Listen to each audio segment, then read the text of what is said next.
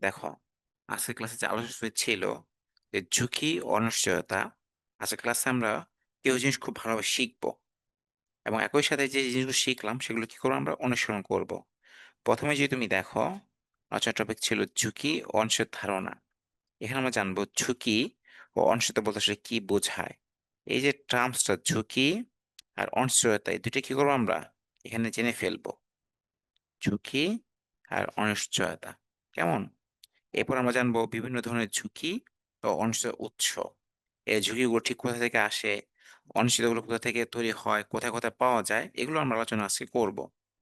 এরপর জানতে পারবো আমরা আর্থিক সিদ্ধান্ত গ্রহণে এই ঝুঁকি ও অনিশ্চিত প্রভাব।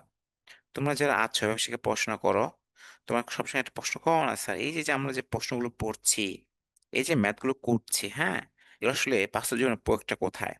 এই যে ৩ নাম্বার যে পড়েছ না, আর্থিক সিদ্ধান্ত গ্রহণের ঝুঁকি ও অনিশ্চয়তার প্রভাব। এখানে আমরা দেখতে পারবো, অনুসরণ করতে পারবো যে ঝুঁকি ও অনিশ্চয়তা ঠিক কিভাবে একটা আর্থিক বিবরণীতে কতটুকু প্রভাব ফেলে সেটা বিশ্লেষণ করব। এবং আরেকটি বিষয় না জানলে নয়, সেটা হচ্ছে ঝুঁকিমুক্ত আয় ও ঝুঁকিবহুল আয়ের পার্থক্য। আজকে ক্লাস আলোচনা শেষে আমরা জানতে পারবো কি ঝুঁকিমুক্ত আয় ও ঝুঁকিবহুল আয়ের পার্থক্য। এবং সর্বশেষ, পরীক্ষার জন্য সবচেয়ে সবচেয়ে সবচেয়ে গুরুত্বপূর্ণ যে ম্যাথটা সেটা হচ্ছে কি আদর্শ বিচ্যুতি। নাও এটার পাশে আমি ৩০ টা দিয়ে রাখলাম। পরীক্ষায় ওদের থেকে একটা ম্যাথ আসবে, আসবে, আসবেই। আর সেই ম্যাথটা আসবে কই থেকে? এই আদর্শ বিচ্যুতি থেকে। সেটা খুবই গুরুত্বপূর্ণ। তোমরা যারা ম্যাথটা পারো না, একেবারেই পারো না, মন খারাপ বা টেনশনের কোনো কারণ নেই। আমরা কি করব? আমরা এই ম্যাথটা আজকে অনুসময় একদম স্টেপ বাই স্টেপ ধরে, ধরে আমরা শিখাবো। Don't worry. দেখে নিই কে, কে জয়েন করেছ? আ শেহজামিন জয়েন করেছ? ওকে, ঠিক আছে, থাকো। আমরা আলোচনায় চলে যাচ্ছি। এরপর আমরা যে জিনিসটা আজকে জানবো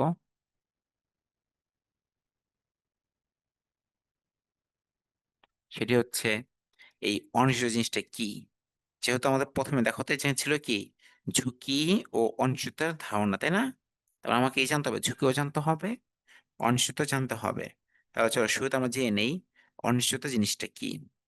যেমন এখানে বলা আছে, ভবিষ্যতে কি হবে তা আগে থেকে নিশ্চিত করে জানতে না পারার অবস্থাই হলো কি অনিশ্চয়তা। দেখো সুন্দর একটা উদাহরণ এখানে দেওয়া আছে। যেমন আমি যে রফিকের কথা জিজ্ঞেস করি, বলেছে তুমি তোমার এসএসসি পরীক্ষায় জিপিএ 5 বা গোল্ডেন প্লাস পাবে কিনা? সেটা একটা অনিশ্চয়তা, তাই না? তা এখন তুমি অবশ্যই পড়াশোনা করছো, চেষ্টা করছো যে ভালো রেজাল্ট পাবা বা করবা। কিন্তু তুমি কি এখনই কনফার্ম দিয়ে বলতে পারবা যে তুমি এ প্লাস অবশ্যই পাবা? বলা যায় না, তাই না? কারণ কি? এটা অনিশ্চয়তা। আর দেখো নিচে একটা কি লাইন ওয়ার্ড বলা আছে, সব অনিশ্চয়তা কি এর সাথে সম্পৃক্ত? ভবিষ্যতের সাথে জড়িত বা সম্পৃক্ত। এটা কিন্তু পরীক্ষায় ১ মার্কে এমসিকিউ বা বহু নির্বাচনী প্রশ্ন আসে যে সকল অনিশ্চয়তায় কার সাথে জড়িত? উত্তর হবে ভবিষ্যতের সাথে জড়িত। তাহলে আমরা কি জানলাম যে অনিশ্চয়তা কি? অনিশ্চয়তা হচ্ছে যে আগে থেকে নিশ্চিত করে জানতে না পারা অবস্থা হলো কি অনিশ্চয়তা। আর যেটা সবসময় কার সাথে জড়িত? ভবিষ্যতের সাথে জড়িত। তার মানে অনিশ্চয় জানা শেষ। এবার জানতে হবে কি? এবার জানতে হবে আমাদের ঝুঁকি। চলো জেনে নেই ঝুঁকি বলতে আসলে কি বোঝায়। বলা আছে প্রত্যাশিত ফলাফল, এই যে কথাটা খেয়াল করতে হবে বাবা, প্রত্যাশিত ফলাফল এবং প্রকৃত ফলাফলের মধ্যে পার্থক্য বা বিচ্যুতি হওয়ার সময় মনে হলো কি ঝুঁকি। আর ঝুঁকি সৃষ্টি হয় এই যে বিচ্যুতি, যে পার্থক্য না, এখান থেকে ঝুঁকির সৃষ্টি হয়। দেখো চমৎকার একটা সহজ করে উদাহরণ দেওয়া আছে। বলা আছে তুমি আশা করলা আগামী বছর কোম্পানি ২০% লাভ করবে। কত পার্সেন্ট? ২০% লাভ করবে। কিন্তু বছরে লাভ হলো কত পার্সেন্ট? ১৫%। দেখো, চাইছিলা কত? ২০% কিন্তু পাইছো কত? ১৫%। তাহলে এই যে, ৫% কম লাভ হওয়ার যে সম্ভাবনা, তাই না? এটাই হলো কি? ঝুঁকি। আমরা যদি তোমাদের সাথে কম্পেয়ার করি, ধরলাম রফিক, তাই না?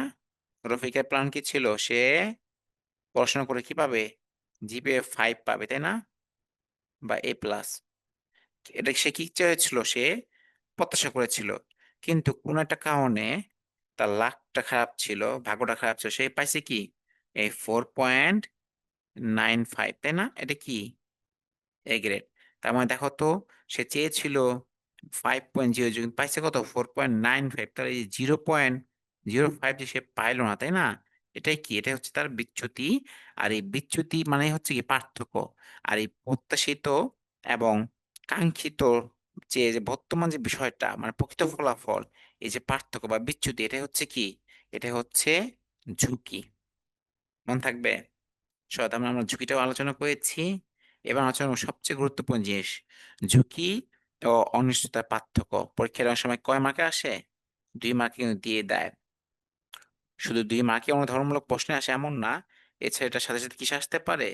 এটা আসতে পারে হচ্ছে গিয়ে তোমার এমসিকিউতে বা বহির্বিষয়ক প্রশ্ন অনেক সময় চলে আসে। চলো আমরা ঝুঁকি ও অনিশ্চয়তার ধারণাটা একটু পরিষ্কার করার জন্য আমরা আরেকটু বিস্তারিত জেনে নেই যে পার্থক্যটা আমরা দেখে নেই।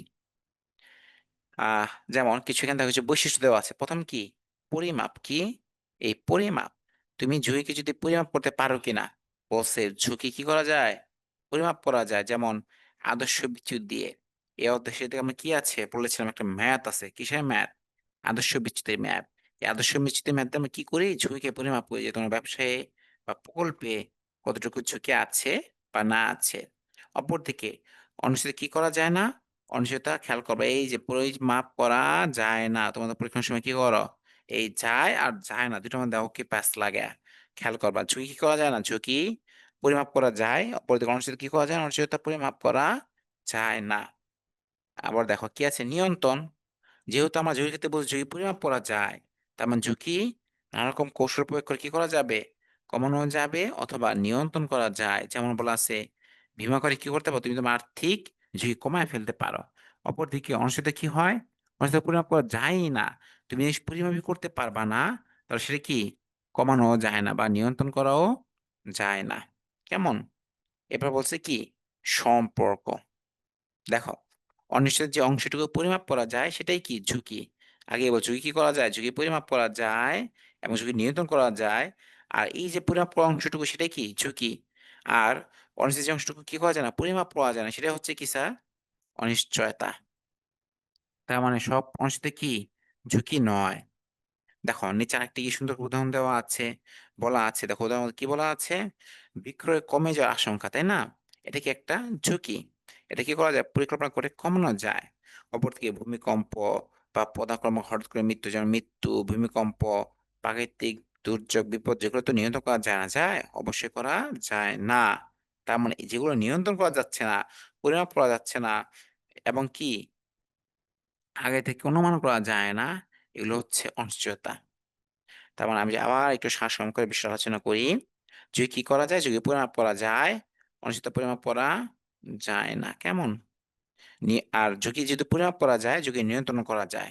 কিন্তু অনিশ্চয়তা পরিমাপ করা যায় না, সুতরাং অনিশ্চয়তা নিয়ন্ত্রণ করাও যায় না। সম্পর্কটা কি? অনিশ্চিত যে অংশটুকু পরিমাপ করা যায় সেটুকু ঝুঁকি। অপরদিকে বলা যায় সব অনিশ্চিত কি? ঝুঁকি নয়। উদাহরণস্বরূপ আমরা দেখলাম বিক্রয় কমে যাওয়ার আশঙ্কা, তাই না? এটা কি? এটা একটা ঝুঁকির উদাহরণ। অপরদিকে ভূমিকম্প বা প্রাকৃতিক কর্মকর্তা হঠাৎ মৃত্যু যেগুলো নিয়ন্ত্রণ করা যায় না, unavoidable uncertainty এগুলো হচ্ছে স্যার অনিশ্চয়তা। তাহলে আমরা ১ম আলোচনা করেছিলাম ঝুঁকি ও অনিশ্চয়তা। এবার দেখলাম ঝুঁকি ও অনিশ্চয়তার মধ্যে কি পার্থক্য। চলো আমরা পরের টপিকে চলে যাই। ঝুঁকির উৎস। এটা খুব গুরুত্বপূর্ণ। পরীক্ষায় এমসিকিউ সবচেয়ে বেশি এখান থেকে আসে। ঝুঁকির উৎস থেকে আসে, হ্যাঁ? দেখো এটা মার্ক করে দাও। নাও এটাও কি ৩০ টা। এখান থেকে পরীক্ষায় বড় কোয়েশ্চেন বা সিকিউ আসে না। এখান থেকে আসে কি? এমসিকিউ। তবে খেয়াল করতে হবে ঝুঁকি হচ্ছে ২ টা দিক আছে, ২ টা ক্যাটেগরি আছে, তাই না? যেমন এখানে বলছে দেখো তো, ব্যবসায় প্রতিষ্ঠানের দৃষ্টিকোণ। এই দৃষ্টিকোণটা কিন্তু খুবই গুরুত্বপূর্ণ। কারণ এরপরে কি আরো একটা দৃষ্টিকোণ আছে, হ্যাঁ? চলো যদি দেখি, এই ব্যবসায় প্রতিষ্ঠানের দৃষ্টিকোণ থেকে ঝুঁকি হচ্ছে কত প্রকার? ঝুঁকি হচ্ছে ২ প্রকার। একটি হচ্ছে ব্যবসায়িক ঝুঁকি, অপরটি হচ্ছে স্যার আর্থিক ঝুঁকি। চলো দেখে নেই ব্যবসায়িক ঝুঁকি বলতে আসলে আমরা কি বুঝি?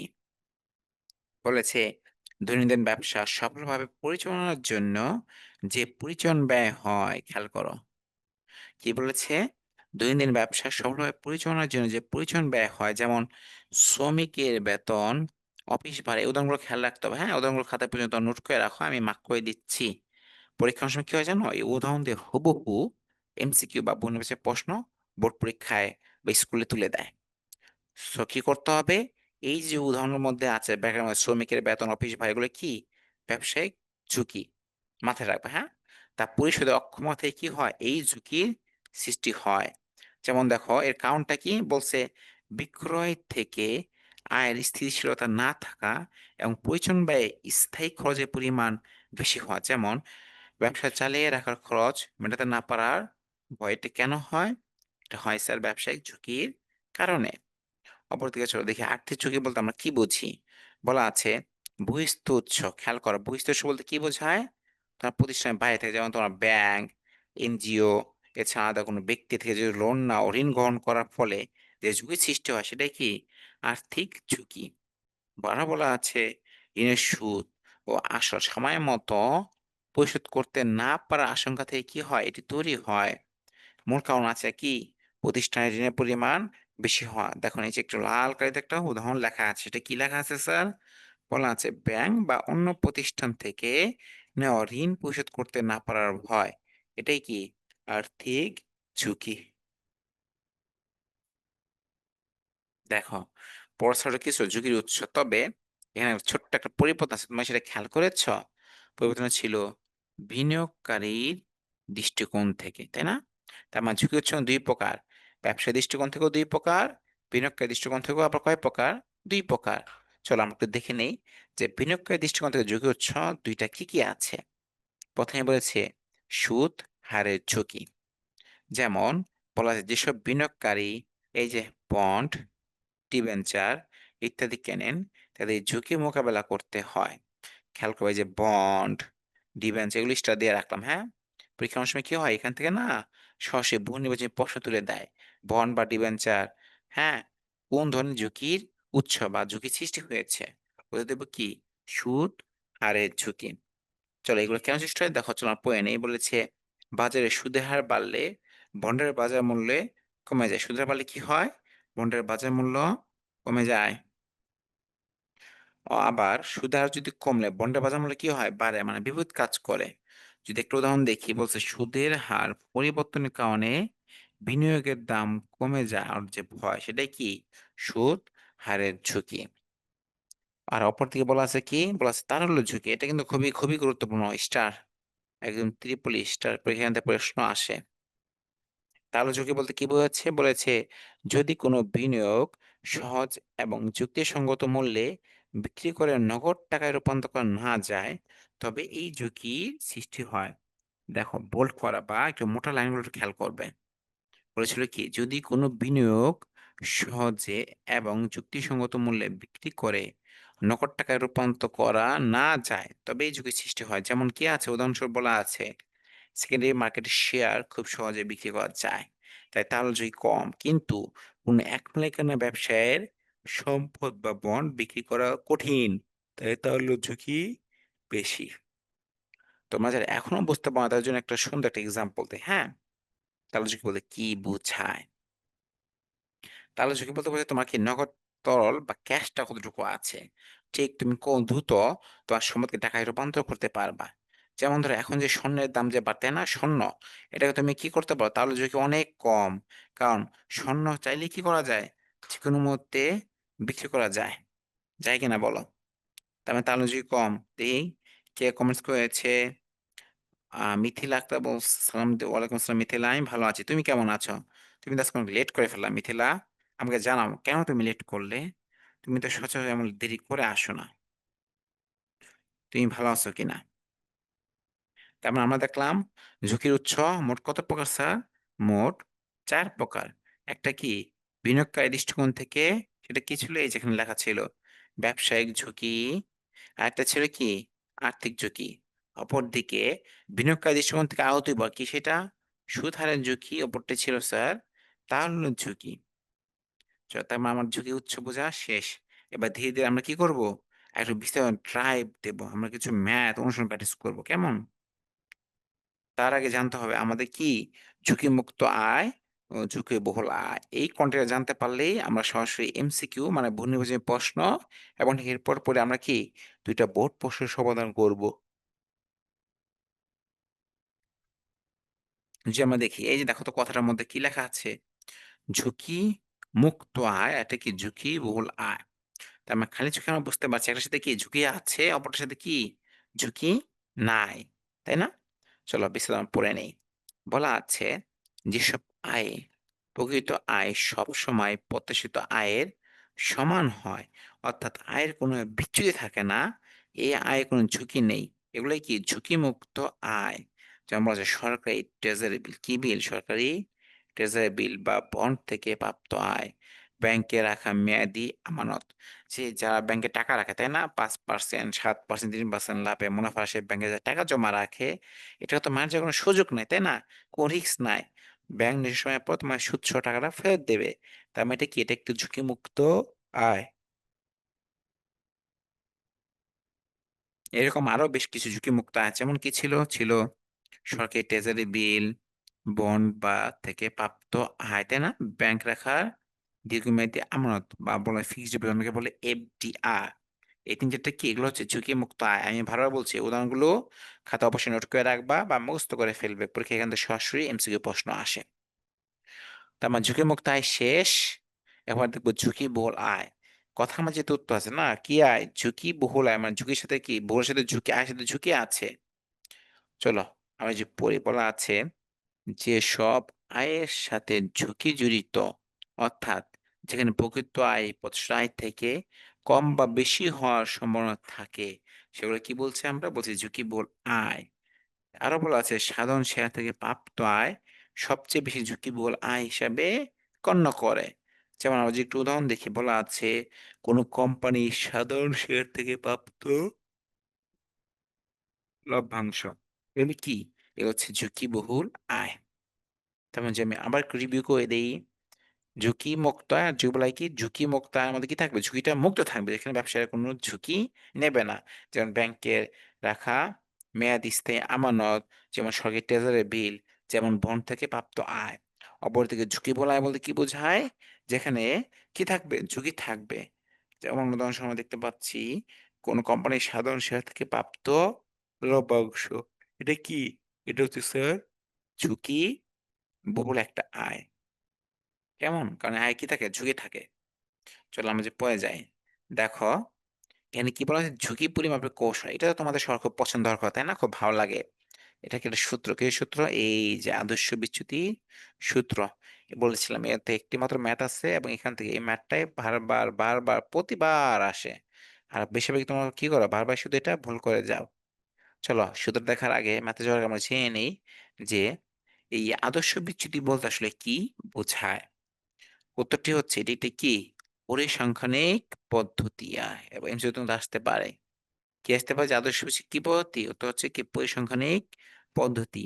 এটি ব্যবহার করে অতীতে অর্জিত আয়ের বিচ্যুতি থেকে অথবা ভবিষ্যতে প্রত্যাশিত আয় ওঠানামা পরিমাপ করা হয় যে বিচ্যুতি। বিচ্যুতি মানে কি? বিচ্যুতি মানে পার্থক্য। তোমরা শুধু পড়ো পোলাপান কিন্তু এই বিচ্যুতি পার্থক্য মানেটা বোঝো না, তাই না? বিচ্যুতি কি? বিচ্যুতি মানে হচ্ছে স্যার পার্থক্য। তো এই বিচ্যুতি থেকে অথবা ভবিষ্যতে প্রত্যাশিত আয়ের ওঠানামা পরিমাপ করা কি যায়? যেমন ঝুঁকি ও বিচ্যুতির সম্পর্ক খুবই গুরুত্বপূর্ণ। ২ টা পয়েন্ট মুখস্থ করে ফেলবা। সম্পর্কে কি বলা আছে? আয়ের বিচ্যুতি যত বেশি হয় ঝুঁকি তত বাড়ে। আর আয়ের বিচ্যুতি যত কম হয় ঝুঁকি তত কি হয়? কমে। যেমন আমরা ছোটবেলায় মজা করে বলতাম না? No risk, no game. তাই না? নো হানি, নো বানি। তো এই যে এই টাইপের কথাগুলো কেন বলতাম? কারণ ঝুঁকি থাকলে তো সেখানে কি রিওয়ার্ড পাওয়ার সম্ভাবনা আছে। তার মানে ঝুঁকি ও বিচ্যুতির সময় কি? যদি আয়ের বিচ্যুতি মানে প্রত্যাশিত আয় আর প্রকৃত ফলাফলের মধ্যে যত পার্থক্য যত বেশি হবে, ঝুঁকি তুমি তত বাড়বা, মানে মুনাফা তুমি বেশি পাবা। আর এই প্রত্যাশিত ও প্রকৃত ফলাফলের আয়ের মাঝখানে বিচ্যুতি মানে পার্থক্য যত কম হবে, ঝুঁকি তত কি হবে? কমবে। চলো দেখো দেখো সূত্র দেখো কি দেওয়া আছে সূত্রটা? সামেশন আই হার মাইনাস কর উপরে whole square divide by n, এই যে এন মাইনাস ১। এটা হচ্ছে সূত্রটা মুখস্থ করে ফেলতে হবে। চলো আমরা আসলে কি করবো? এখন ম্যাথে যাব। যার আগে আমরা কিছু এমসিকিউ টেস্ট নেই। দেখি তোমাদের একটা রিভিউ ক্লাস, তোমাদের কার কি অবস্থা? এই অর্থে এমসিকিউ ঠিক তোমরা কত প্রিপারেশন নিয়ে এসেছ? আতঙ্কতার কিছু নেই। কেউ যদি না পারো আমি সবকটা এমসিকিউ উত্তর করে দিব, ডোন্ট ওয়ারি। কিন্তু তোমাকে চেষ্টা করো। দেখি ক্লাসে কার কি অবস্থা, কজন প্রেজেন্ট আছো?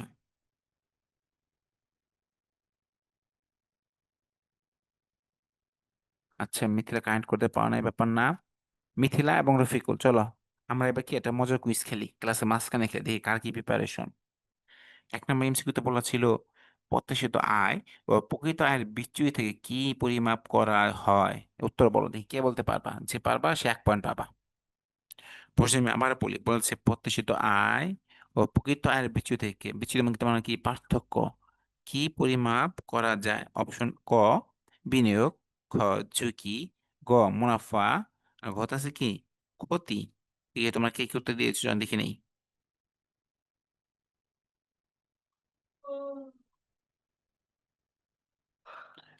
মিথিলা বলতেছে খ ঝুঁকি। আচ্ছা, দেখবো দাঁড়াও।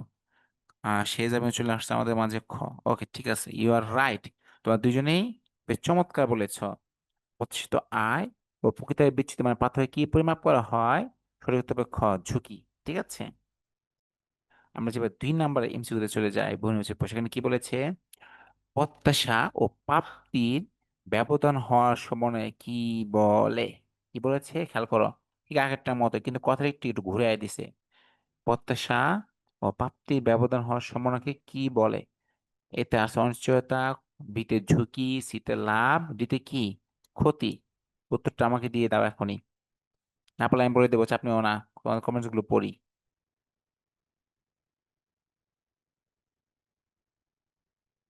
আচ্ছা, রফিকুল আগের প্রশ্ন কত দিয়েছিলা?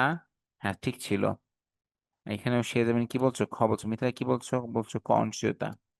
না, খেয়াল করবা, প্রত্যাশা ও প্রাপ্তি, ওই যে বললাম যে রফিক চাইছে কি, রফিক চাইছে হচ্ছে কি এসএসসি তে ও চাই A+ মানে 5.00 পয়েন্ট। কিন্তু ও আসলে প্রকৃতভাবে পাইছে কি, আল্লাহ না করুক, সে পাইছে 4.95। দয়া করে তোমার সবাই কি পাও? 5 পাও। তার মানে প্রত্যাশা ছিল 5.00, কিন্তু পাইছে কত? 4.95। তার মানে এই যে 0.95 যে পায় না, সেটা কি? 0.0 হইতে পারে, সেটা কি? সেটা কি অনিশ্চয়তা, না ঝুঁকি, নাকি লাভ, না ক্ষতি? সঠিক উত্তর হবে স্যার ঝুঁকি। কি হবে? ঝুঁকি। চলো আমরা 3 নম্বর প্রশ্ন যদি দেখে আসি। কৌশল প্রয়োগ করে কোনটি এড়ানো যায় না? কি এড়ানো যায় না? কোনটি এড়ানো মানে কমানো বা বাড়ানো যায় না? এটা আছে কি লোকসান, বিতে বিচ্যুতি, বিচ্যুতি মানে কি একটা পার্থক্য, সিতে অনিশ্চয়তা, আর ডিতে আছে কি ঝুঁকি। তোমরা ছোট্ট রেডি করে ফেলো, এই সুযোগে আমি তোমাদের কমেন্টস গুলো কি করি একটু পড়ে নেই। টপিক ইসলাম তো প্রশ্ন তো দিয়েছে। আচ্ছা, আমরা 2 না, আবার এখন 3 করছি আমরা। মিথিলা বলছো কি? এটা হচ্ছে বিচ্যুতি। আচ্ছা, ঠিক আছে, তাও দেখছি। সে হলো 4 নম্বর ঝুঁকি। তো আমরা যাবার একটু দেখি। বলেছিল কৌশল প্রয়োগ করে কোনটি এড়ানো যায় না। আমি কিন্তু আগেই বলেছিলাম ঝুঁকি কি, ঝুঁকি পরিমাপ করা যায়, যদি পরিমাপ করা যায়, ঝুঁকি যদি পরিমাপ করা যায়, সে ঝুঁকি কি করা যায়? ঝুঁকি কমানো বা বাড়ানো যায়। অপরদিকে এই অনিশ্চিত কি করা যায় না? অনিশ্চিত তোমার পরিমাপই করা যায় না। যদি পরিমাপ করা যায় না, তার মধ্যে কোনো কৌশল প্রয়োগ করে এটি কি করতে পারবে না, এ বাড়াতে বা কমাতে বা এড়ানো যাবে না। তার মানে সেটি করতে হবে কি স্যার? সেটি করতে হবে গ অনিশ্চিত প্রয়োগ করে কোনটি কি করা যায় না, এড়ানো বা বাড়ানোর কোনো সুযোগ নেই, কারণ এটা ক্যালকুলেশন করা যায় না। দেখো 4 নম্বর প্রশ্ন কি বলছে। 4 নম্বর প্রশ্ন বলেছে নিচে কোনটি থেকে ঝুঁকির উদ্ভব হয়? এই ঝুঁকি, ঝুঁকি সৃষ্টির আসলে কোথায়, তাই না? আমরা তো একটু আগে পড়েছিলাম ঝুঁকির কি উৎস বা প্রকারভেদ, সেগুলো তো আমরা শুনলাম, কিন্তু এই ঝুঁকির যে বিষয়টা, সে তথ্য কই থেকে আসলো? এতে বলছে নিশ্চয়তা, বিতে অনিশ্চয়তা, সিতে অর্থ, আচ্ছা না আছে কি ব্যবসায়। তো তোমার আমাকে দ্রুত দ্রুত জানায় ফেলো যে নিচে কোনটি থেকে ঝুঁকির উদ্ভব হয়। নিশ্চয়তা, অনিশ্চয়তা, অর্থ, না ব্যবসায়? কেমন? আমি তাহলে কমেন্টস গুলো এই সুযোগে পড়ে নিচ্ছি। আচ্ছা, স্বাধীন হচ্ছে খ। স্বাধীন এবার কাজ করবা, পাশে 1 2 আমাকে লিখে দেওয়া হবে। হ্যাঁ, লিখে দিলে কেউ আমার পড়তে সুবিধা হবে, বুঝতে সুবিধা হবে। মিথিলা বলছে অর্থ। আচ্ছা, দেখি বাকিদের কি অবস্থা কেমন। এটা হবে কি বলো? এটা কি ব্যবসায় হবে, অর্থ হবে, না অর্থিত হবে? কি হবে বলে দেবো, কিন্তু কমেন্টস করো। তোমার রেসপন্স করছো না, তোমাকে সবাই ঘুমিয়ে গেলে। মিথিলা, রফিকুল, শেজাবিন বলো। আচ্ছা, একজন বলছো আর রফিকুল 4-এ 4 হবে, তাই না? মানে কি ব্যবসায়? দেখি বাকিতে কি বলে। সে যেমন কি বলছে?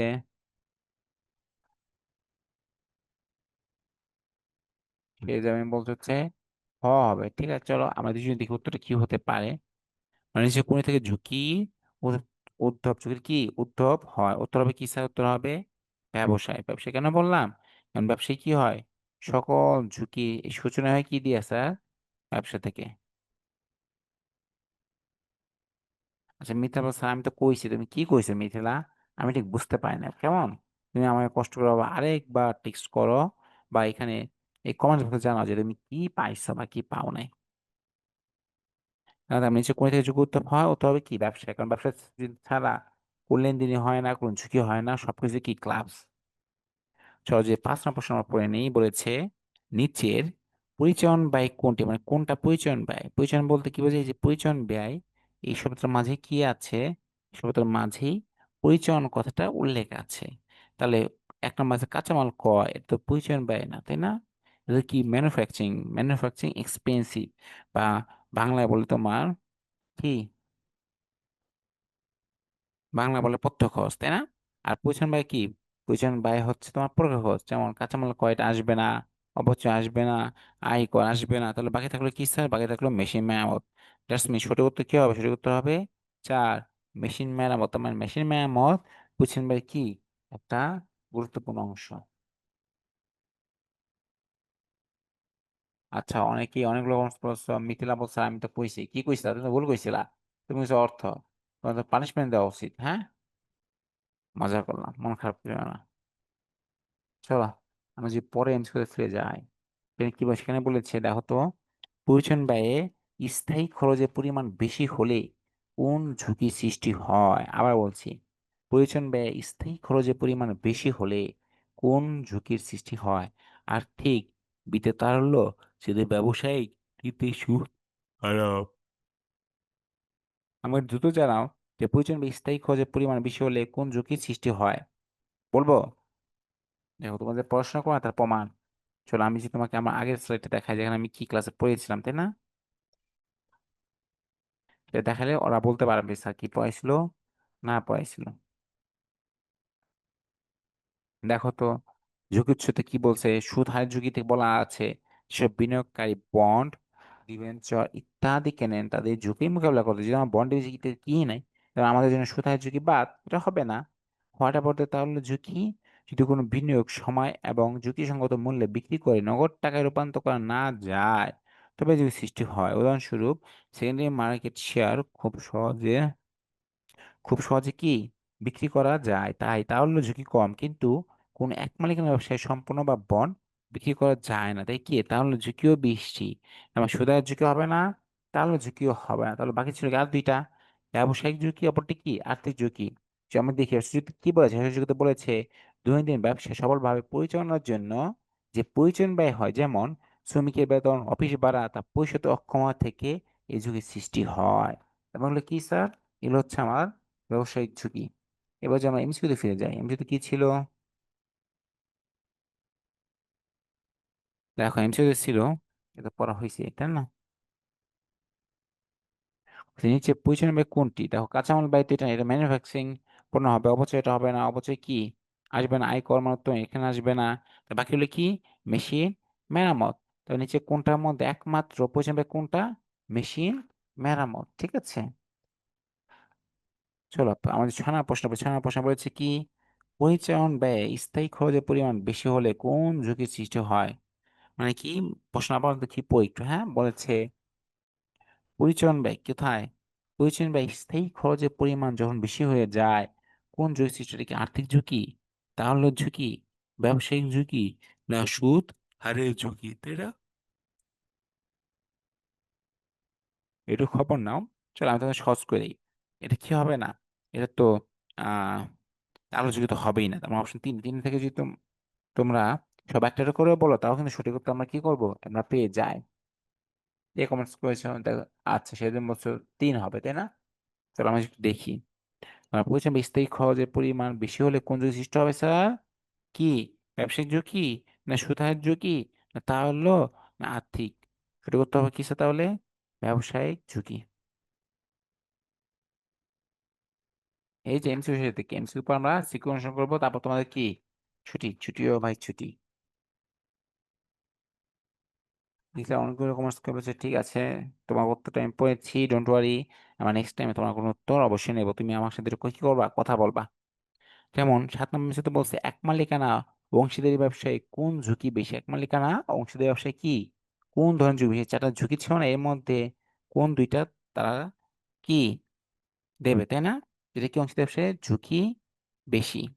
চলো দেখি এটা কি, তাহলে ঝুঁকি কত বলছে, সুদ হারের ঝুঁকি, কত ব্যবসায়িক ঝুঁকি, চাই কি আছে আর্থিক ঝুঁকি। তার মানে এক মালিকানা অংশীদারি ব্যবসায় কোন ঝুঁকি বেশি পছন্দ, তাহলে তাহলে ঝুঁকি তো বুঝো, নগদ টাকা কিন্তু যখন তখন দিতে পারবে না। সুদ হারের ঝুঁকি, বসে বসে থাকলে কি হবে, ব্যাংকে সুদ নিতে পারবা। কি আছে আছে ব্যবসায়িক ঝুঁকি, আছে আর্থিক ঝুঁকি।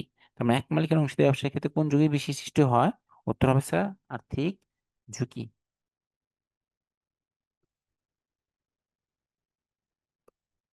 আমার যে প্রসেস চলে যায় কেমন, বলা আছে বন্ডে বিনিয়োগকারীকে কোন ঝুঁকির সম্মুখীন হতে হবে, বন্ডে, তাই না? অপশন এ তাহলে ঝুঁকি, অপশন বি ব্যবসায়িক ঝুঁকি, অপশন সি সুদ হারের ঝুঁকি, অপশন 4 আর্থিক ঝুঁকি। তার মানে এই যে 8 মার্কের বা 5 মার্কের কি কলম, এর মধ্যে কি হয়েছে, বন্ডে বিনিয়োগ করে কোন ঝুঁকির সম্মুখীন হতে পারছে, কেন পারছে না? কারণ এই হোটেলগুলো পরিবেশ কি না, ওটা ভালো না, এটা ক্লিন না, এগুলো খুবই সেন্সিটিভ বিষয়। মানুষকে যদি তুমি খাবার না দাও, ঠিক মতো পোশাক পরিচ্ছন্নতা হওয়ার জন্য সময় না দাও, তাহলে কিন্তু সমস্যা। তার মানে বন্ড বিনিয়োগকারী কোন ঝুঁকির সম্মুখীন হতে পারে, তাহলে ঝুঁকি ব্যবসায়িক ঝুঁকি না সুদ হারের ঝুঁকি। চলো তোমাদের আবার যে আমার থিওরি লেগছে দেখেন, তাহলে বুঝতে সুবিধা, মানে যে উত্তর পারছেন বেশ ভালো। তো আমার স্যার দেখতে পাচ্ছ একটু জানাবা, হ্যাঁ স্যার তুমি দেখতে পাচ্ছ না ঠিকঠাক মতো, একটু আমাকে কি করবা, কষ্ট করে ইনফর্ম করো যে আমার স্যার ঠিকঠাক মতো কি দেখতে পাচ্ছ কি পাচ্ছ না, কেমন?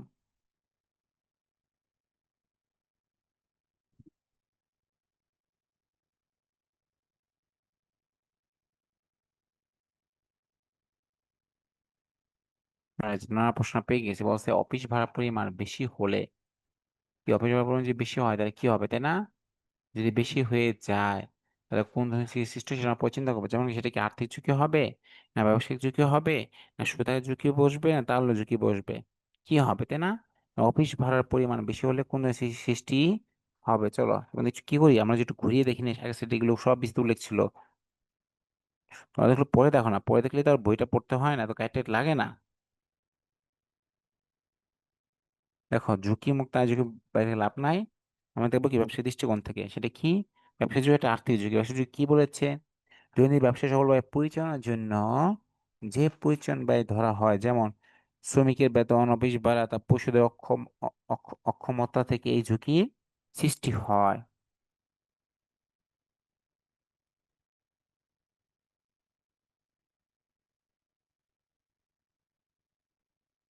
চলো, তার মানে আমরা যে বললাম বন্ড বিনিয়োগে কোন ঝুঁকি সম্মুখীন হতে পারে, সেটা উত্তর হবে কি ব্যবসায়িক ঝুঁকির কল্যাণে উম, কি হবে, বন্ডে বিনিয়োগকারীকে কোনো ধরনের ঝুঁকির সম্মুখীন হতে হবে না। এবার বলছে দেখো অফিস ভাড়ার পরিমাণ বেশি হলে কোন ধরনের ঝুঁকির সৃষ্টি হয়, এতে আর্থিক ঝুঁকি, বিতে ব্যবসায়িক ঝুঁকি, শীতে সুতাহের ঝুঁকি, দিতে আছে কি তাহলে ঝুঁকি। দাম অফিস বা পরিমাণ বেশি হলে বন্ধু করা লাগে, বুঝতে পারছো তো? লাগবে হচ্ছে আর্থিক ঝুঁকি না ব্যবসায়িক ঝুঁকি না সুতাহের ঝুঁকি না তাহলে ঝুঁকি, উত্তর হবে কি স্যার ব্যবসায়িক ঝুঁকি।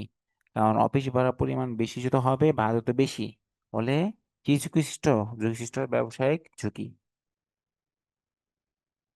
সম্ভবত এটাই লাস্ট এমসিকিউ, তারপর আমরা সিকিউ মানে শেষ প্রশ্নের সমাধানে চলে যাব।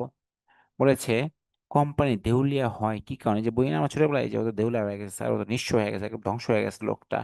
বাংলা ছবি তো আমরা কি আগের দিন ছবিতে দেখেছি, তোমরা তখন সেগুলো কি মজা করে দেখো, আসলে বিষয় এখন কে যুগে একটা ফানি হয়ে গেছে। যদি আমরা পয়েন্ট এ বলছে কোম্পানি দেউলিয়া হওয়ার কি কি কারণে দেউলিয়া হতে পারে, উত্তর এ ব্যবসায়িক ঝুঁকি বেশি হলে, বি আর্থিক ঝুঁকি বেশি হলে, সি সুদের হারের ঝুঁকির কারণে, অপশন ডি দায় পরিশোধে ব্যর্থ হলে। ঠিক কি কারণে আসলে এই কোম্পানি কি হয়ে যায় একটা দেউলিয়া হতে পারে, সেটা চিন্তা করো। এই শুধু আমি কি করো, আমি তোমাদের কমেন্ট গুলো একটু একটু পয়ে নেই, অলরেডি অনেকগুলো কমেন্ট জমে গিয়েছে।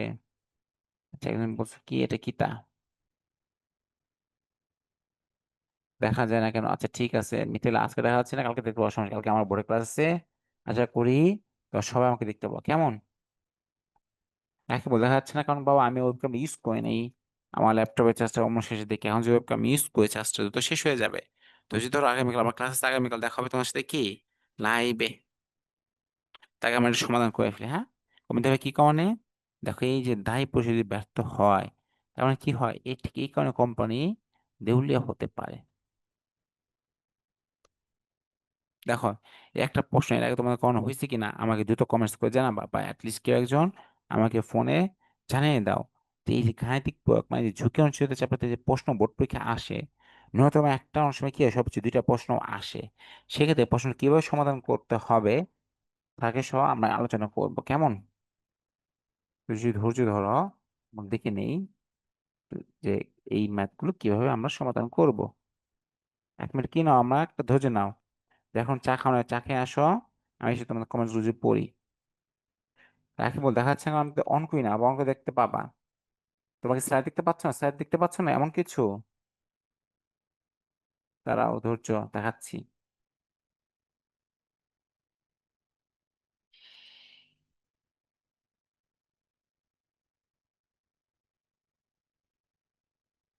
এখন দেখতে পাচ্ছ না, জানাও তো আমাকে যে এখন দেখতে পাচ্ছ নাকি পাচ্ছ না, একটু জানাও, কমেন্টস করে জানাও। তুমি এখন কি স্ক্রিন দেখতে পাচ্ছ নাকি পাচ্ছ না, একটু জানাও, কেমন? দ্রুত জানাতে হবে স্যার, দ্রুত জানাতে হবে। মিথিলা, রফিকুল, আচ্ছা স্যার, আচ্ছা ঠিক আছে। মিথিলা বলছে এখন কিছু দেখা যায়, ঠিক আছে, ওকে, দ্যাটস ফাইন। তাহলে মিথিলা, প্রশ্নটা মনে মনে পড়ো, হ্যাঁ? যেহেতু এটা প্রশ্ন আমি এর আগেও সমাধান করে দিয়েছি, হ্যাঁ? তাহলে চলো আমরা আবার কি করে প্রশ্নটা পড়ি। বলছে, মিস্টার অয়ন 5 বছর পূর্বে, এই সালগুলো খেয়াল করতে হবে, কত বছর? 5 বছর পূর্বে গোলাপ ও বেলি নামক দুটি প্রকল্পে অর্থ বিনিয়োগ করেন। প্রকল্প দুটি থেকে 5 বছরে প্রাপ্ত আয়ের হার নিম্নরূপ। তার মানে যে এই গোলাপ ও বেলি নামক দুটো প্রকল্প আছে, দুটো প্রকল্পেতে ইনভেস্ট করেছে কে? মিস্টার অয়ন নামে এক ব্যক্তি ইনভেস্ট করেছে, মূল্য দিয়েছে। এখানে তার এই যে 5 বছরে কি আছে, ডাটাগুলো প্রকাশ দেখা যাচ্ছে, আয় দেওয়া আছে। যেমন গোলাপ বলছে প্রথম বছর 11%, কি 11%, কি 11%, সে কি করেছিল? আয় করেছিল। ঠিক বেলি ওই বছর করে 13%, মানে 11% কি অনেক বেশি। আর দ্বিতীয় বছরে গোলাপ করেছিল কত? 14%। ওপর দিকে এই বেলি করছিল 8%। দেখো বছর তিনে কি হয়েছিল? গোলাপ করছে 16%, আলিপ করছে, সরি, বেলি করছে মাত্র 21%। হোয়াট অ্যাবাউট ইয়ার 4?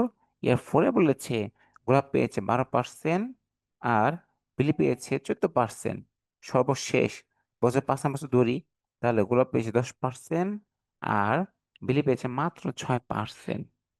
দেখো তার মানে কি আছে এখানে? 5 বছরের বিগত 5 বছর তথ্যের ডাটা উপাত্ত দেওয়া আছে, আমাদের আজকে সুবিধা হয়। নিচে আরো একটি সংক্ষেপে বলা আছে, দেখো, তিনি বর্তমানে আর্থিক সংকটের কারণে এটি প্রকল্প বন্ধ করে দিতে চান। কি সে আর্থিক সংকল্প বা আর্থিক প্রকল্প, আমরা কি একটি জানবো আর্থিক সংকটটা কি। তখন প্রশ্ন বলছে, গোলাপ প্রকল্পে আদর্শ বিচ্যুতি নয়, কি বের করতে বলছে? আদর্শ বিচ্যুতি। অপরদিকে যা আমাকে বলছে কি, মিস্টার অনের কোন প্রকল্পটি বন্ধ করে দেওয়া উচিত বিশ্লেষণ করো। মিস্টার অনের তাহলে কোন প্রকল্প বন্ধ করা উচিত বলো? প্রকল্প বেলি, না সরি, নাকি প্রকল্প গোলাপ? এটা আসলে এখন বলা যায়, এটা বলা যাবে কখন? আগামীকাল, যখন আমরা সকালে হিসাব নিকাশ করে ফেলবো, সকাল টাকা হিসাব করে ফেলবো, তারপর আমরা কি রিস্ক নিয়ে বলে দিতে পারবো যে গোলাপ ও বেলির মধ্যে আয়নে কোন প্রকল্পটি বন্ধ করে, সেটা কি গোলাপ না বেলি। কিভাবে বের করবো আমরা সেটা? প্রথমে কি গড় আয় হার বের করবো, তারপর আমরা আদর্শ বিচ্যুতি বের করবো। আদর্শ বিচ্যুতি মানে কি? ঝুঁকি। আদর্শ বিচ্যুতি কথার মধ্যে কি আছে? ঝুঁকি আছে। তার মানে যার ঝুঁকি যত বেশি, তার কি মুনাফা হওয়া বেশি, আদর্শ বিচ্যুতি বেশি। আর যা আদর্শ বিচ্যুতি কম, ঝুঁকি কম, তার ব্যবসা প্রতিষ্ঠানে কি ভালো। তার মানে আমার কি বলছে, মিশ্রণে কোন বেছে নিতে হবে। ঠিক করতে গেলে প্রথমে কি করতে হবে স্যার? প্রথমে এরকম একটা কি করবা, পেজ নাও। পেজ দেওয়ার পরে রাইট কি করতে হবে আপনাদের? এখানে একটা কলাম করে ফেলো সুন্দর করে।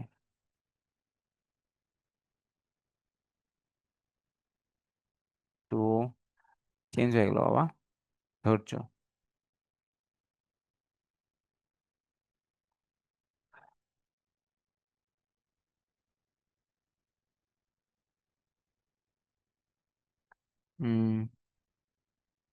স্ক্রিনটাতে বেরোচ্ছে না, সময় লাগবে, একটু ধৈর্য ধরো, ঠিক হয়ে যাবে, কেমন?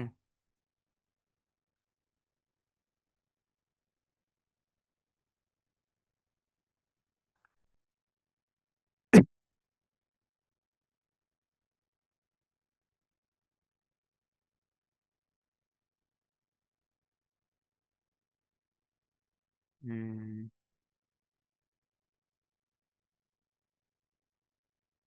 চলো, আমরা কি করবো, ম্যাথটা যদি শুরু করি, কিভাবে শুরু করবো চলো আমরা দেখাচ্ছি কি ম্যাথটা কিভাবে করতে হবে তোমাকে, কেমন?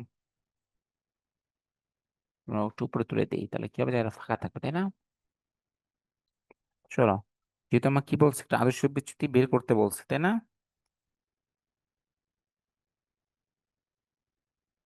বের করতে, তাহলে চলো আদর্শ কিভাবে করবো আমরা একটু পরে দেখে নেই, হ্যাঁ। তুমি ট্রায়াঙ্গেল যে শেপ নাও, তুমি শেপ নিলা, এখান থেকে একদম শেষ মাথা পর্যন্ত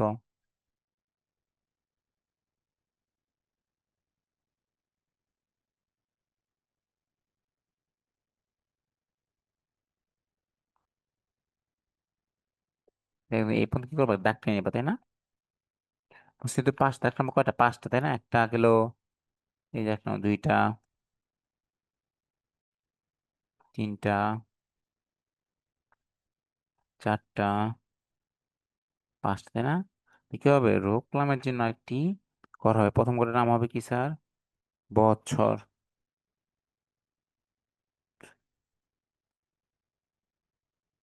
চলো লিখি, চলো আমি লিখে দিচ্ছি, প্রথম কি লিখবো স্যার, আমরা লিখবো প্রথমে বৎসর। কালিটা বেশি মোটা হয়ে গেছে, কমায় নি।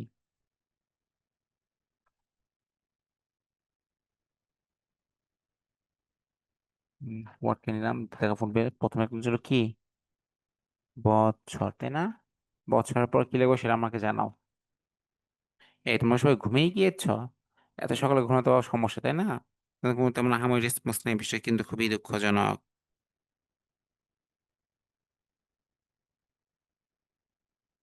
চলো, যদি প্রথমে বছর, তারপর লিখবো কি, আমরা লিখবো আমরা আয়, আয় কি, পার্সেন্টেজ করে থাকবে, এটা প্রশ্নের মধ্যে দেওয়া থাকবে, কেমন?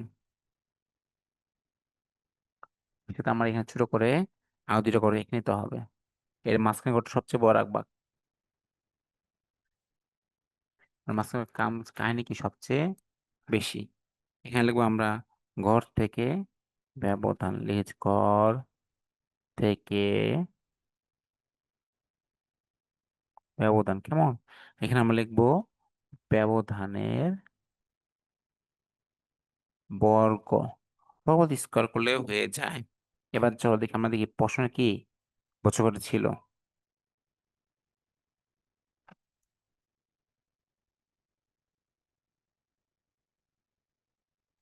দেখা যাচ্ছে না, দেখে এমন তো আর কথা না বাবা, দেখা তো যাচ্ছে, বাকি কি করছে দেখি একটু। তুষ্মি আসছো?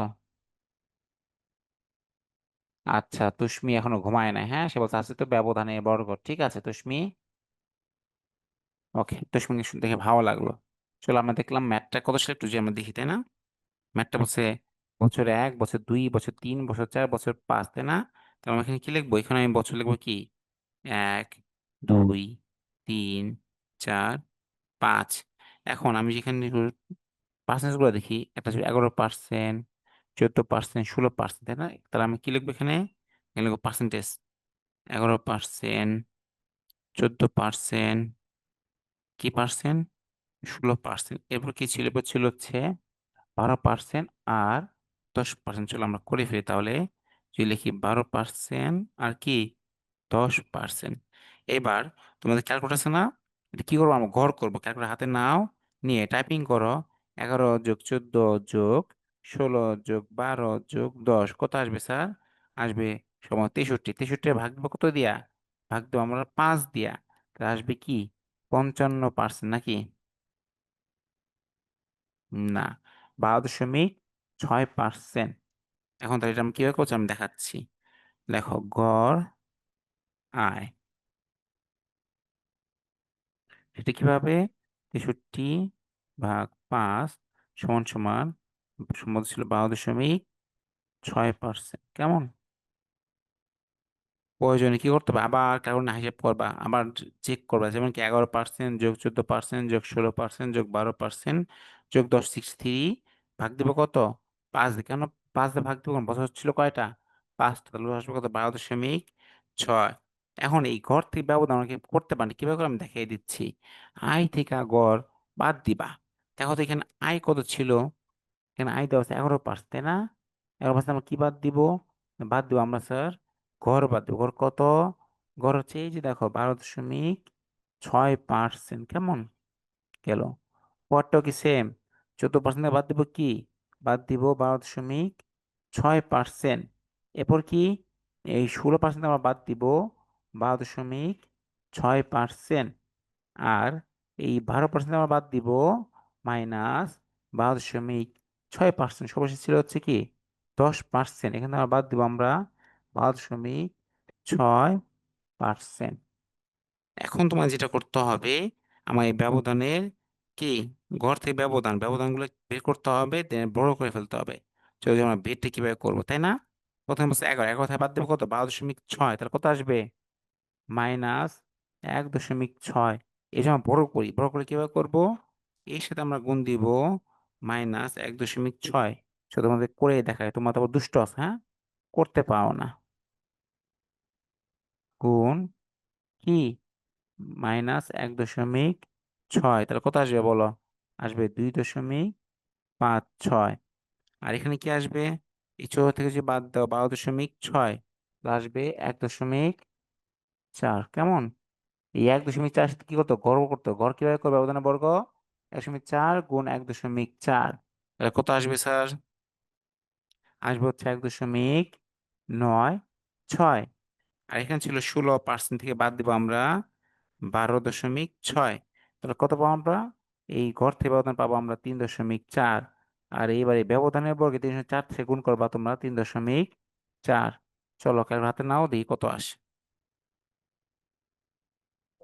11.56। কেমন?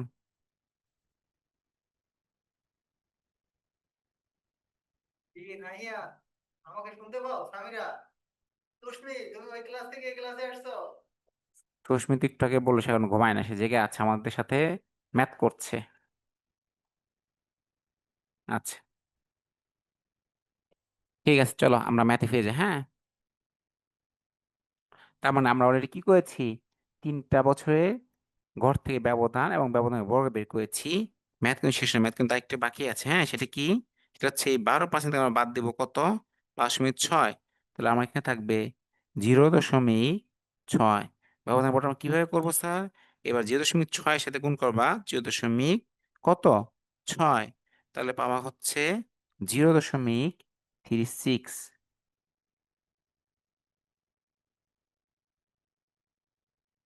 আসবে 0.36 কি পার্সেন্টেজ। লাস্টে ছিল 10 থেকে বাদ দিব 12.6। তাহলে আমরা পাবো 2.3। 2.3 বলতে -3, তাই না? এখন এই 2.3 এর সাথে যদি তুমি গুণ করতে যে -2.3, তাহলে কত আসতো বলো আমাকে? আসবে 5.29। কেমন? এবার এই যে যে সংখ্যাগুলো ছিল না, দেখো রাখতে দিলাম, এই যে সংখ্যাগুলো ব্যবধানের পর গেলে কি করে ফেলতে হবে? সবগুলো ধরে ধরে যোগ করে ফেলতে হবে। না, 2.56 যোগ 1.96 যোগ 11.56 যোগ করে ফেলতে হবে, প্লাস 2.36 যোগ 5.29। এই যে যোগ করে আসতেছে আমার হচ্ছে কত? 21.73। এগুলো কিসের? ব্যবধানের বর্গের যোগফল। চলো লিখেই দিই, তোমরা তো ভুলে যাও। দেখবো কি? ব্যবধানের বর্গের যোগফল কত? সেটা যোগফল হচ্ছে স্যার এই 21.73। কিন্তু আমার কি করতে হবে? ব্যবধানের বর্গের ঘর করতে হবে। সেটা কি? চল লিখে দিই। ব্যবধানের বর্গের গড় সেটা কিভাবে করবো? এই যে যে 21.73 আছে না, এটা আমরা ভাগ দিব, কয়টা ভাগ দিব? n-1। n বলতে কত স্যার? n বলতে বোঝা হচ্ছে এই 5, মোট 5 বছর। তা আমরা 107কে আমরা ভাগ দেবো অ্যাকচুয়ালি কত দিয়ে? 4 দিয়ে। তাহলে কত আসবে স্যার? আসবে 5.4325। এটা আনসার। এটা কি করতে বলছে? আদর্শ বিচ্যুতি। আর আদর্শ বিচ্যুতির সংখ্যা আছে, জানো তো এটা? সেটা কিভাবে? চলো আমি দেখাই দিচ্ছি একটু। দেখো, তাহলে আমরা কি করব? আমরা এখানে লিখবো স্যার আদর্শ বিচ্যুতি। আদর্শ বিচ্যুতি কেমন? আদর্শ বিচ্যুতি কি আমরা জানি? এই গড় ব্যবধান যে 5.4325, তাই না? এটা যে আমরা রুট করে দেই, তাহলে যা হবে সেটা হচ্ছে কি আমার আদর্শ বিচ্যুতি। চলো যে কারো হাতে নাও, কারোটাকে রুট তুলো। রুট সাইন আছে তোমার ক্যালকুলেটরে? অবশ্যই আছে। দেখো 5.435 কত আসবে? আসবে 2.33, তাই না? এই যে 233 এটাই হচ্ছে কি স্যার? এটা হচ্ছে অ্যান্সার। তার মানে এটাই প্রশ্নে আমাদের প্রশ্নে যা চেয়েছিল, এই যে গোলাপ প্রকল্পে আদর্শ বিচ্যুতি, তার মানে গোলাপ প্রকল্পে যে প্রথম বছর 11%, দ্বিতীয় প্রকল্পে 14%, তৃতীয় বছরে 16%, চতুর্থ বছর 12% এবং সর্বশেষ পঞ্চম বছরে 10%। যদি আমরা হিসাব নিকাশ করি তাহলে দেখতে পাচ্ছি আদর্শ বিচ্যুতি কত? আদর্শ বিচ্যুতি হচ্ছে এই যে আনসার 2.33। আদর্শ বিচ্যুতি কত? 2.33, এটা হচ্ছে অ্যান্সার। তার মানে এইটুকু যদি তুমি সুষ্ঠুভাবে সুন্দর গুছিয়ে করে আসতে পারো, যদি ভুল না করো, তাহলে তুমি কত পাবা? 3-3 পাবা। কিন্তু 3-এ পাইলে তো হবে না, তুমি পাইতে হবে কি? 10-10। দেখো চলো আমরা 4 নম্বর প্রশ্ন যদি একটু সলভ করার চেষ্টা করি। এখানে কি বলেছে? বলেছে মিস্টার আয়নের কোন প্রকল্পটি বন্ধ করে দেওয়া উচিত বিশ্লেষণ করো। তার মানে বুঝতে পারলাম ইতিপূর্বে যে এই মিস্টার আয়নের কাছে দুইটা প্রকল্প আছে, একটা কি গোলাপ প্রকল্প, একটা বেলি প্রকল্প। এখন আমি কিভাবে বুঝবো যে কোন প্রকল্পটা আসলে বন্ধ করা উচিত, তাই না? এটা কি গোলাপ প্রকল্প না বেলি প্রকল্প? এটা তো আমি আন্দাজে বলতে পারবো। আন্দাজে কি বলতে পারবো? নিশ্চয়ই বলতে পারবো না। কারণ আমি যেমন গোলাপ প্রকল্প আদর্শ বিচ্যুতি বের করেছি, ঠিক একইভাবে বেলি প্রকল্প কি করতে হবে স্যার? আদর্শ বিচ্যুতি বের করতে হবে। চলো আমরা বেলি প্রকল্পে আদর্শ বিচ্যুতিটাও বের করি। তার আগে তোমাদের কমেন্টস পড়ে নেই, দেখি কে কি কমেন্টস করেছো। মাই গড, অলরেডি তুষ্মি একাই তো 4টা কমেন্টস করে ফেলছো। হ্যাঁ, তুষ্মি কি বলেছো?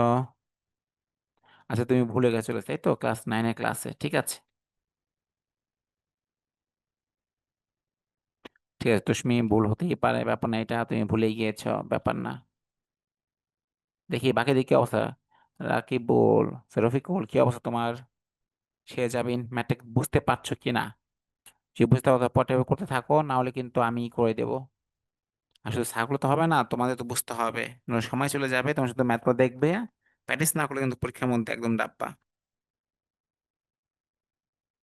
চলো এটা যদি আমরা পরেরটা করি, পরেরটা বলতে কি বেলি প্রকল্পটা যদি করতে যাই, তাহলে কি করতে হবে? প্রথমে প্রথমে আমাকে অ্যাজ ইউজুয়াল আবার কি করতে হবে? আদর্শ বিচ্যুতি করার জন্য আগে প্রথমে কি করবা? একটা টেবিল নিয়ে নিবা। আমরা কি করলাম? টেবিল নিয়ে নিলাম, কেমন? নাও, এখান থেকে আমরা দাগ টানা শুরু করে দিলাম। কিন্তু বছর আমার 5টা, তাহলে দাগ টানবো কয়টা বলো তো? দাগ টানবো 7টা।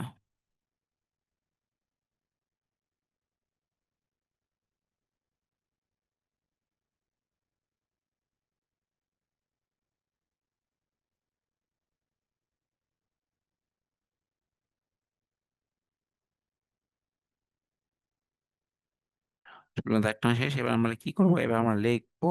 ওকে, অ্যাজ ইউজুয়াল প্রথম বছর কি? প্রথম বছর নাম লিখবো কি আমরা? বছর। এখানে বের করবো আমরা কি? গড় আয়। এটা অবশ্যই পার্সেন্টেজ লিখবা। এখানে লিখবো কি? ব্যবধানের, বলো কি লিখবো এখানে? লিখতে হবে ব্যবধানের গড়, বা গড় থেকে ব্যবধান একই কথা। তুমি যেটা সেটা লিখতে পারো, চাও তোমার সুবিধার্থে লিখে দিই। লিখতে হবে কি? গড় থেকে ব্যবধান, গড় থেকে ব্যবধান। আর এখানে লিখবো কি আমরা? ব্যবধানের বর্গ, কেমন? আমরা জানি বছর করেছে, বছর 5টা, 1 2 3 4 5। বছর আমরা দেখে নিই, আয়ের হারগুলো দেখে নিতে হবে, যেমন ছিল কি 13, 8, 21। চলো আগে এগুলো বসাই। 13%, 8%, 21%। আর দুইটা যদি দেখে নেই, সেটা ছিল কি? সেটা ছিল হচ্ছে তোমার 14 আর 6। চলো যদি বসিয়ে ফেলি আমরা, 14%, 6%। তাহলে এই গড়াইটা আমরা কি বের করবো বলছিলাম? গড়াই বের করবো আমরা আগে, এগুলো যোগ করবো। 13+8+21+14+6 যোগ আসে কত স্যার? 62, তাই না? এই 62 আমরা ভাগ দিব কত দিয়ে? ভাগ দিব আমরা 5 দিয়ে। কেন আমরা 5 দিয়ে ভাগ দিব? এখানে বলছে গড় আয় বের করতে। গড় তো জানোই তো, সবকিছু কি করতে হবে? যোগ করে ওই যে যে কয়টা সংখ্যা যোগ করলে ভাগ দিয়ে আসবে কি? গড়।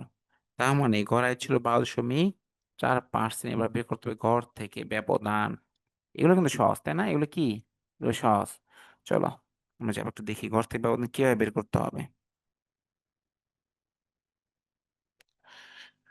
ঘর থেকে ব্যবধান, তাই তো?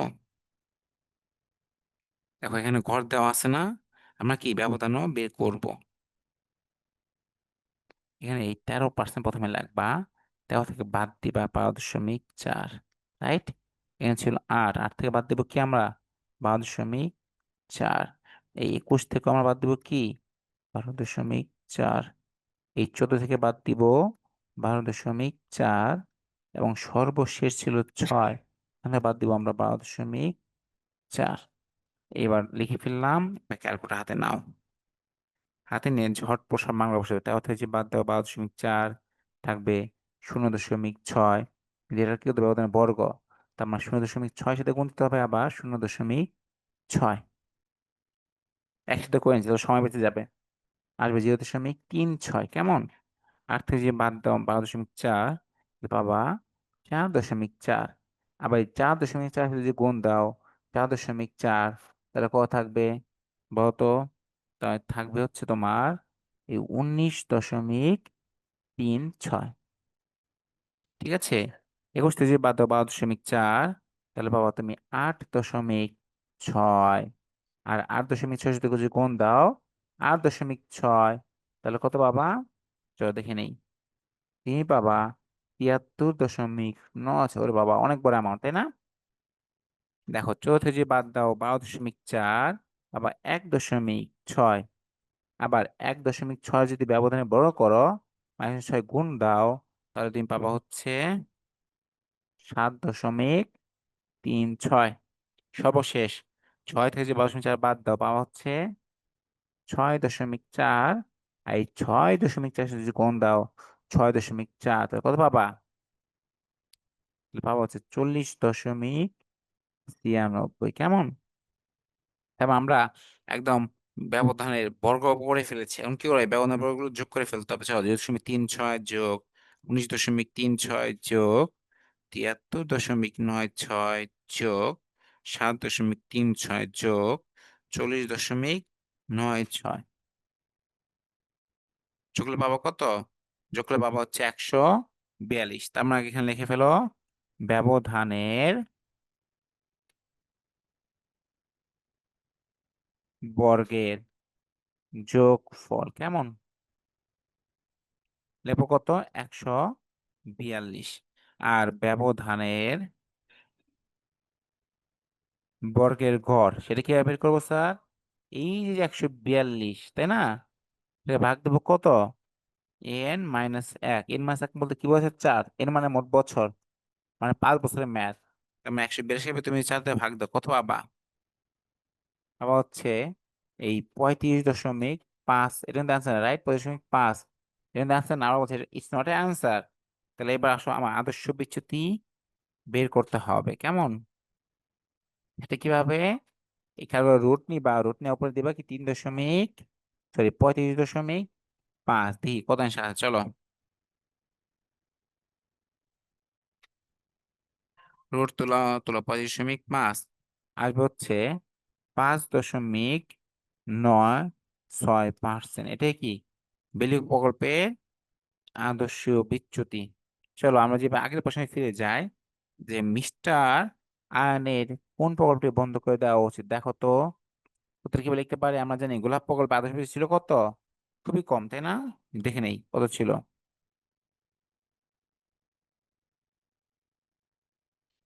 2.33। খুবই কম না? একেবারে কম।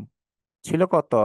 দেখো 2.33%, তাই না আদর্শ বিচ্যুতি। আর অপর দিকে এই যে যে বেলি এর ছিল কত? 5.96%। দেখেছ? তার মানে আমরা কি জানি, ঝুঁকি যেটা কম সেটা ভালো, তাই না? এখন এখানে কি আমার ঝুঁকি ভালো আসছে? বেশি নিয়েছি না কম নিয়েছি বলো? তারপর আমরা দেখতে পেলাম যে গোলাপ প্রকল্পের আদর্শ বিচ্যুতি কি বেলি প্রকল্পের চেয়ে অনেক অনেক ভালো। তাহলে মিস্টার আনে কি করতে হবে? এই বেলি প্রকল্পটা কি করে ফেলতে হবে? করে দিলাম, এটা বন্ধ করে ফেলতে হবে। কি করতে হবে স্যার? এটা এই বেলি এটা বন্ধ করে ফেলতে হবে। কেমন? তার মানে মিস্টার আয়নে কোন প্রোটি বন্ধ করে দেওয়া উচিত বলো? উত্তর হবে কি? উত্তর হবে স্যার এই বেইলি প্রকল্পটি বন্ধ করে দেওয়া উচিত। কেমন? ওকে। এই ছিল আমাদের একটি ম্যাথ। এটা তোমরা বুঝে থেকে থাকো। তাহলে কি করো? তাহলে তোমরা এই পরের ম্যাথটা দেখো করতে পারো কিনা? তোমাদেরকে আমি ১০ মিনিট সময় দিলাম যে এট লিস্ট এই ঘ নাম্বারটা করে আমাকে দেখাবা। কেমন? যে নিচের ছকে ২০১৬ সাল থেকে ২০২২ সাল পর্যন্ত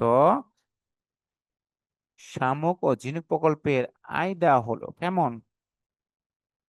তার মানে দেখো এই যে বছর দেওয়া আছে ২০১৬, ২০১৯, ২০, ২১ এবং ২২ এই ৫ বছর দেওয়া আছে। এখন সাথে শামুক এই যে শামুক যে কোম্পানি তার ২৫%, ২০%, ২০%, ১৫-২৫% তথ্য কি গড় আয় দেওয়া আছে। এখন এই শামুক প্রকল্পের এই গড় আয় দেয়া কি করতে হবে? আদর্শ বিচ্যুতি বের করতে হবে। কেমন? তাহলে তোমরা আমাকে দ্রুত এটা করে দেখাবা। এখনই দেখাবা, তার ছুটি নাই। যে এই শামুক প্রকল্পের আদর্শ বিচ্যুতি কিভাবে বের করতে হয়? তো ফার্স্ট আমাকে করে দেখাও, সময় নেই। হুম, চলো আমি তোমাদের আরো একটা কই দেই, তাই না? আমি এই শামুক প্রকল্পের আদর্শ বিচ্যুতি কই দেই। এটা কই দেব। কিন্তু তাহলে এটা তোমরা হোমওয়ার্ক বাসায় করবা। কেমন? সব যদি আমি কই দেই তাহলে তো তোমরা এটা বাসায় করবে না। হ্যাঁ? চলো আমি কি করি আদর্শ বিচ্যুতি তোমাদের করে দেই। নাও আমরা শামুক করছি, তাই না? তাহলে এখন কি করবো আমরা? এখন আমরা এখানে লিখে ফেলবো। চলো বছর চৌদ্দ ছিল ২০১৬, ১৯,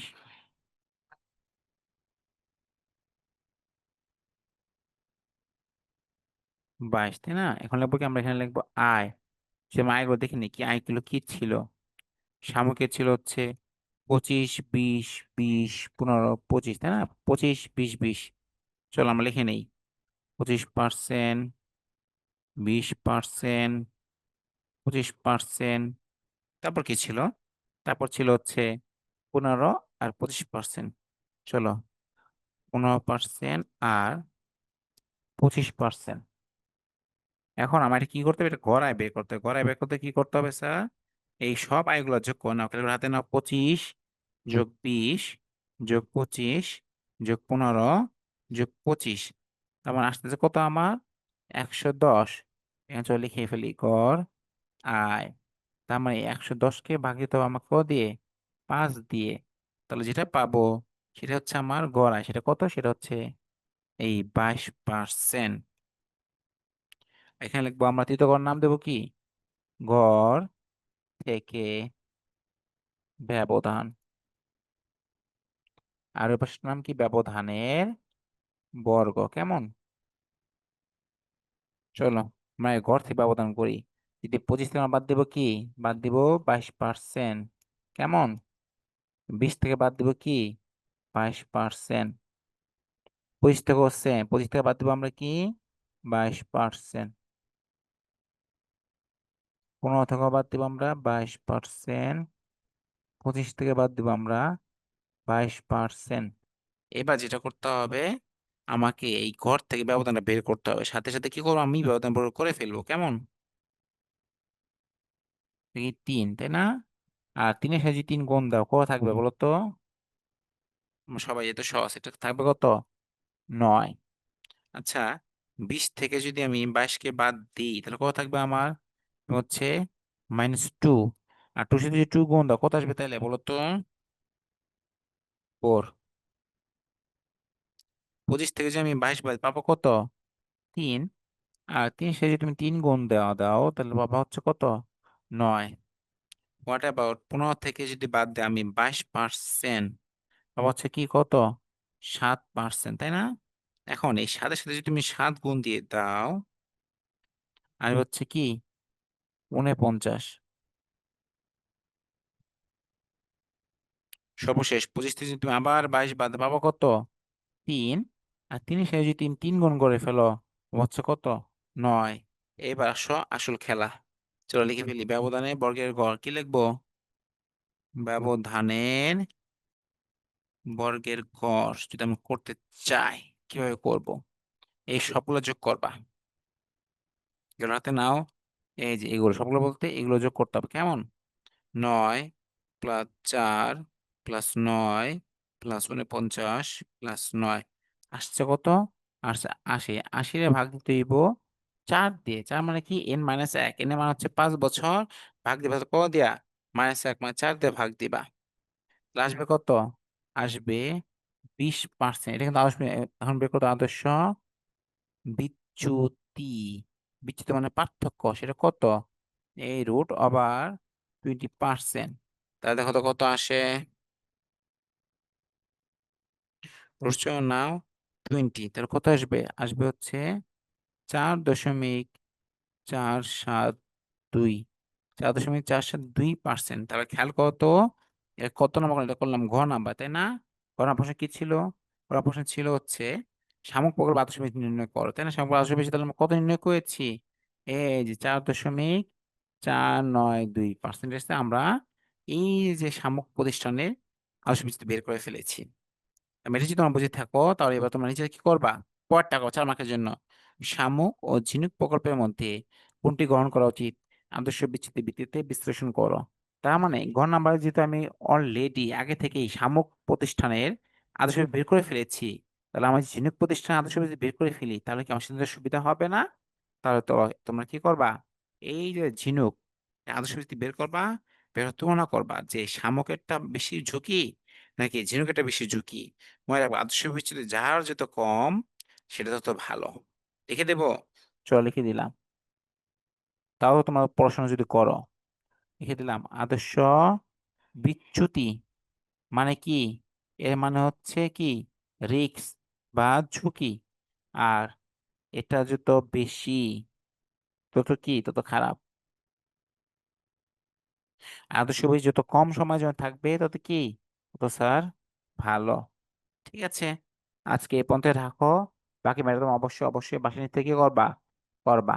আর আজকে পড়াশোনা এখনো কিছুই বুঝতে পাওনি বা কোনো কিছু ডাউট আছে, যদি থেকে থাকে আমাকে এখনই জানাও। ক্লাস একদম শেষ প্রান্তে আছি। বলো। তুষ্মি ঘুমিয়ে গিয়েছো নাকি জানাও। মিথিলা তুমি কি করছো? রফিকুল ইসলাম, শেখ জাবিন, কি খবর তোমাদের? তোমরা সবাই ঘুমিয়ে পড়েছো? কোনো খবর নেই, নিশ্চয়ই সবাই ঘুমিয়ে পড়েছে। ওকে, আল্লাহ হাফেজ, থাকো। আজকে ক্লাসটা এই পর্যন্তই ছিল। দেখা হবে অন্য একজন নতুন ক্লাসে। সকলের জন্য কি অনেক অনেক শুভকামনা রইলো। শুভরাত্রি। আল্লাহ হাফেজ।